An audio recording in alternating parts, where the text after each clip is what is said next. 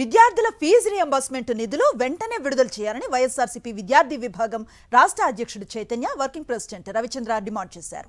కూటమి పాలనలో విద్యార్థుల భవిష్యత్తు అగమ్య గోచరంగా మారిందన్నారు. చంద్రబాబు వచ్చాక బకాయిలు పెరిగిపోయాయని ఆరోపించారు. ఫీజు రియంబర్స్మెంట్ అందక విద్యార్థులు తీవ్ర ఇబ్బందులు పడుతున్నారని తెలిపారు. కూటమి ప్రభుత్వం అధికారంలోకి వచ్చిన తర్వాత సుమారు 18 నెలలు అవుతా ఉంది. ఒక్క రూపాయి కూడా చెల్లించకుండా విద్యార్థుల జీవితాలను నాశనం చేస్తూ ఉన్నారు.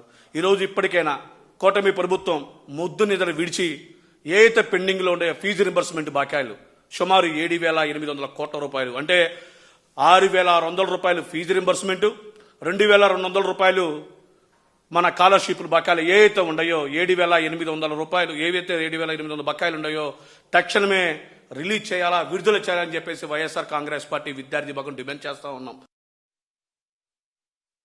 రాష్ట్రంలో నెలకొన్న పరిస్థితి ఏంటి? 18 నెలలు గడుస్తుంది. సుమారు 7,800 కోట్ల రూపాయలు ఫీజు రియంబర్స్మెంట్, స్కాలర్షిప్ బకాయిలు ఉన్నాయి. ఈ ఫీజులు ఇవ్వకుంటే విద్యార్థుల చదువులు ఎలా ముందుకెళ్తాయి చెప్పాల్సిన పరిస్థితి రాష్ట్రంలో విద్యాశాఖ మంత్రి మీద ఉంది.